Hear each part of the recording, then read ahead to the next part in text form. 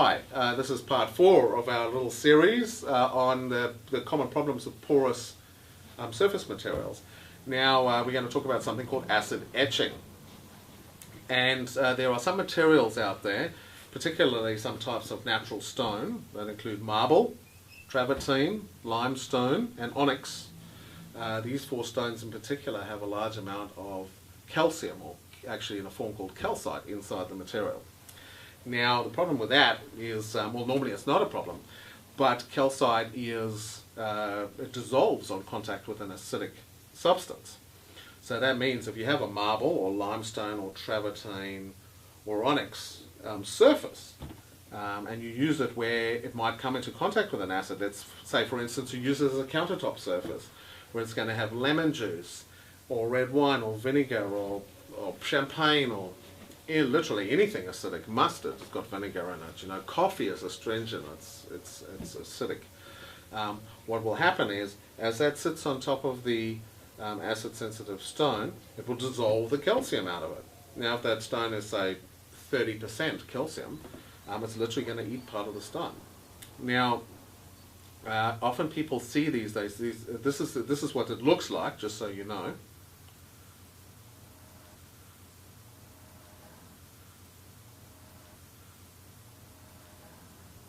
Now, people will often call with this problem and say, well, I've got a stain on my countertop. Well, this is not a stain.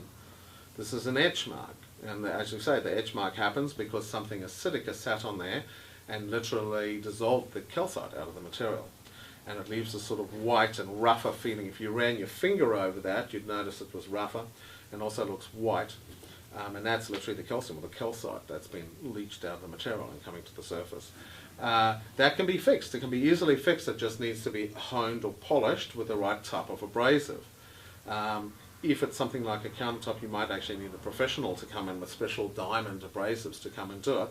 But little etch spots you can actually fix yourself quite easily with the right sort of abrasive. But the most important thing we want to say about it is acid etching is one of the things that an impregnating or penetrating sealer can't help you with. So all penetrating sealers, or what we call impregnating sealers, work by repelling water or water and oil. So the way they work is they don't block up the pores, they don't create a barrier, a physical barrier on top of the surface. It's not a coating.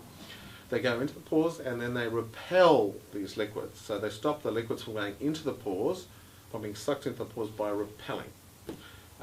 Like if you put 2 positives or 2 negatives of a magnet together, they push each other away, just like that. But they don't actually stop that liquid from touching the surface. So if you have, for instance, spilled some lemon juice onto an acid-sensitive surface, like a piece of marble, let's say it's been well treated with a penetrating sealer, ours or any penetrating sealer, let's say it's been done very well, it won't be absorbed into the pores because that sealer will repel it and leave it sitting on the surface, but it doesn't stop the lemon juice from touching the marble. And where it sits touching the marble, it will literally eat the calcium. It will dissolve the calcite out of that area and leave an etch mark. And that is just simply a problem that an impregnating or penetrating sealer cannot. Come into contact with acids like a kitchen should make you aware of etching. It's quite an easy problem to fix. As I say, you can polish out the etch marks or hone the etch marks to match your previous finish. So it's not a huge deal, nothing to panic about, but it is something that cannot be stopped by a normal penetrating sealer.